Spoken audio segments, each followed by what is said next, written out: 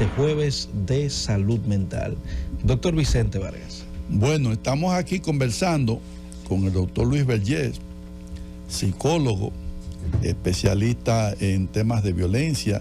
Yo diría que con muchos aportes en la violencia sobre todo masculina, en general la violencia, pero él ha hecho un trabajo encomiable en la institución que él dirige con la violencia masculina. Es un investigador sobre la violencia y yo estoy contento de que Luis haya podido venir aquí, una persona que tiene su tiempo muy ocupado, porque yo le decía a él fuera del aire que a mí me interesa mucho como psiquiatra y siendo este un programa de salud mental, que conectemos la cultura de paz y la violencia estructural con el individuo, con la familia, y él lo está haciendo de manera brillante.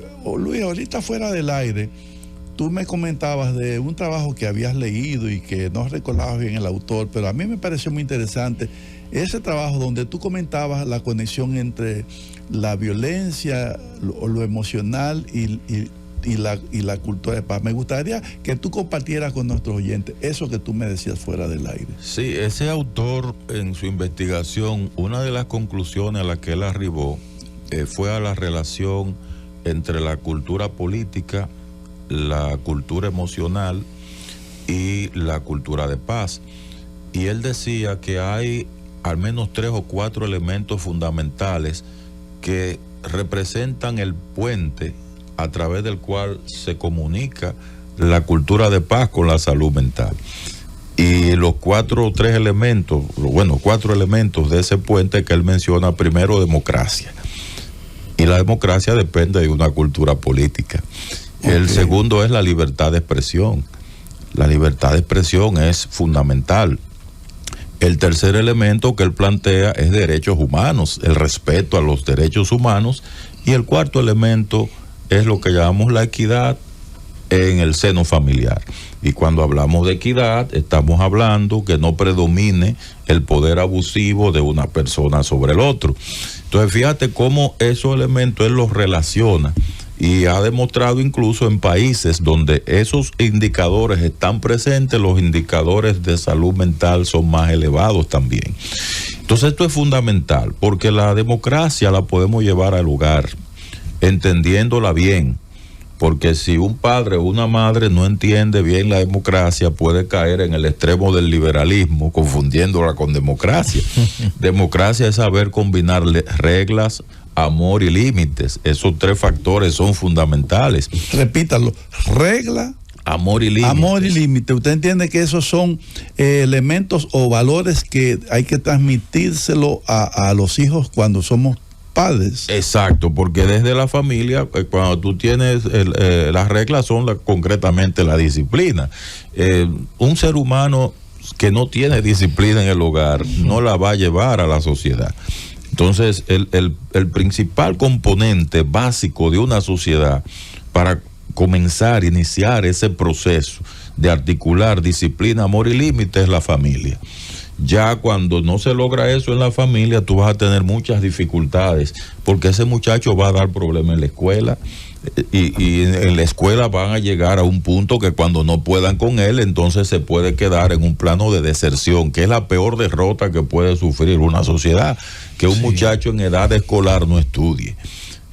Entonces, esas son las instituciones base para formar esos elementos. Hay algunos valores que también se comienzan a educar desde temprana edad, como es la obediencia, la sinceridad, o sea, aprender a decir la verdad, y el orden. Entonces, todo esto, fíjate cómo va de la mano, porque cuando la persona tiene un orden a nivel conductual, eso se traduce en un orden mental. Sí. Va a pensar mejor, con más claridad, sus funciones cognitivas.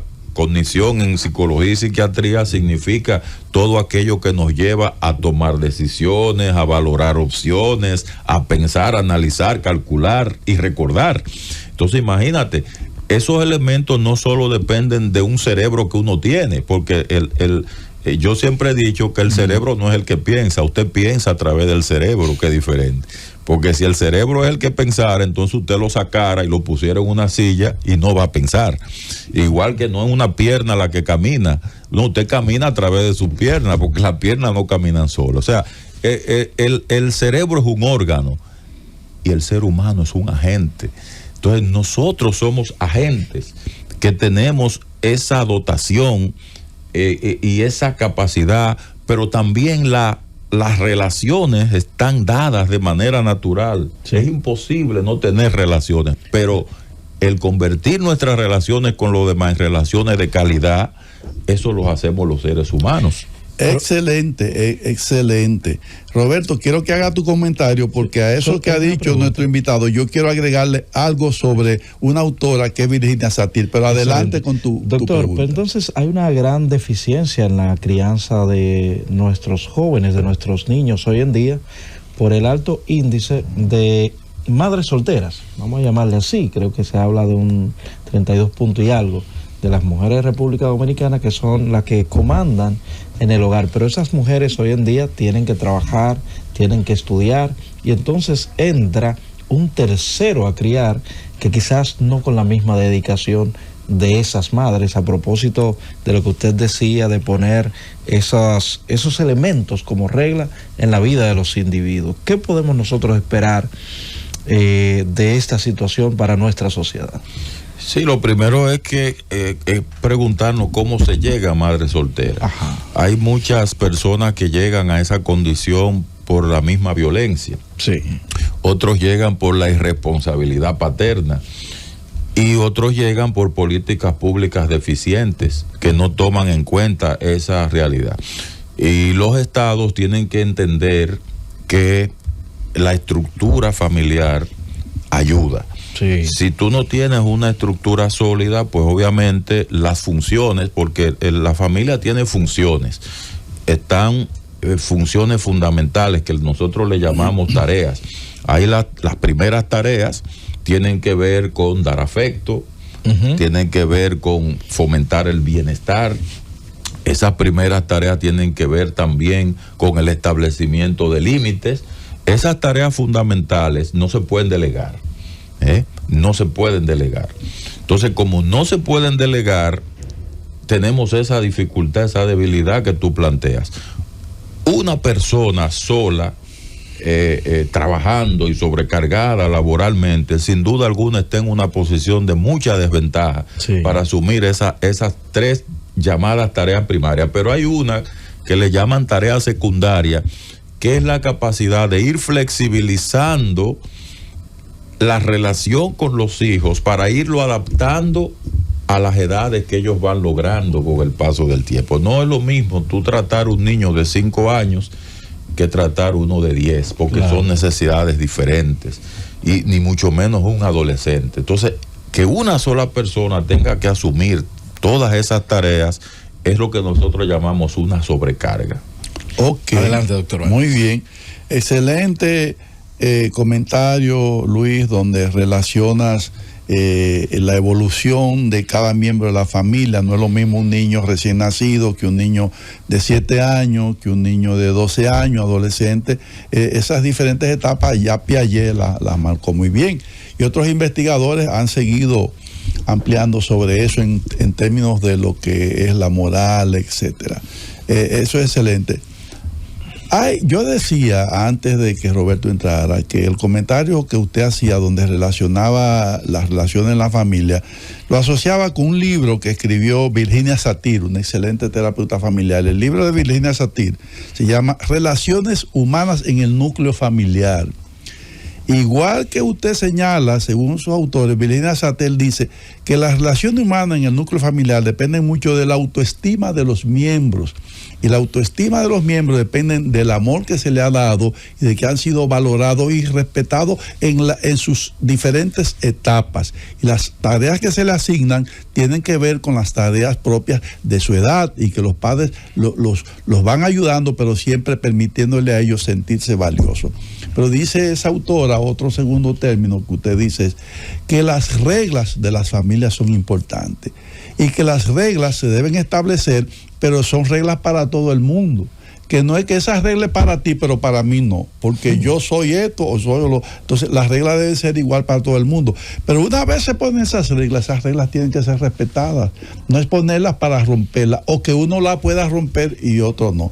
Entonces, porque eso establece lo que se llama una desigualdad, un desequilibrio. Y eso tiene que ver con la injusticia. ¿Cómo va a ser que a Luis le exigen algo y a mí no me lo exigen? Eso existe mucho. O sea que a un jefe o a un político o a un personaje no se le exigen reglas. Él puede hacer lo que quiera, pero a otro ciudadano común y corriente se le exigen las reglas. De manera que eso es muy importante en lo que son esas relaciones humanas que nosotros aprendemos, y el cerebro, de alguna manera, el cerebro se programa para que yo pueda tener esos valores y esas actitudes. Por eso decíamos, pero una violencia estructural, si esa violencia estructural no se modifica, ¿cómo vamos a hablar de cultura de paz? De aquí es que viene lo que decíamos al principio del programa, la importancia de que entremos en reformas.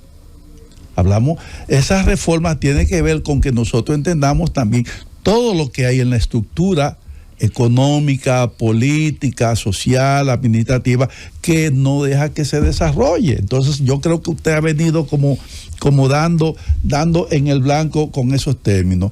Dentro de todo ese esquema que estamos diciendo, y ya usted lo estuvo mencionando, yo estoy pensando en lo que es lo ético. Viendo lo ético es, para que la gente dice que lo ético es lo bueno. Lo bueno para ti y para mí. Y lo ético es lo justo para ti de acuerdo a tu situación. Entonces, lo ético tiene que ver con lo bueno y con el bienestar. Si usted enfocara esas reformas a que está abocado el país, ¿cuál sería para usted, doctor Vergés, lo que sería ese marco ético en esas reformas de las que estamos pretendiendo que se hagan en el país? Bueno, la ética claramente tiene definidos los principios, tiene definido eso que nosotros llamamos las reglas. Lo ético tiene definido los valores, y hay una pirámide. Arriba están los valores, que es la dignidad humana, que es el mayor valor considerado éticamente, y es lo que dirige todo. Luego vienen los principios, la libertad, la justicia y el bienestar. Entonces, desde el punto de vista ético, lo primero que tenemos que preguntarnos es si estamos fomentando libertad, justicia y bienestar en todos los escenarios donde nosotros nos movemos, o si con nuestras actitudes de arrogancia, de prepotencia, de abuso, de manipulación, no estaremos conculcando alguno de esos principios. Y ya a partir del respeto a esos principios vendrán una serie de asimilación de normas y de reglas. ¿Qué es lo que se ha visto desde el punto de vista ético? Que en los marcos sociales donde los principios éticos están claros, la gente asimila y respeta más las normas, porque las internaliza. Lamentablemente, en muchos países la norma es impuesta desde fuera, y al imponerse desde fuera, tú tienes que invertir una gran cantidad de recursos a nivel militar, a nivel policial, pero entonces tú vigilar que una gente cumpla una norma. Y eso es parte de una debilidad ética. Si lo ético la gente no lo asimila y le da el permiso espontáneamente para que sea parte de mi vida, entonces no va a funcionar. Lo ético no se puede imponer. Muy bien. Vamos a un breve corte, doctor Vicente. Regreso, continuamos en la receta médica de la Z. Muy bien. Llévatelo, Cundo.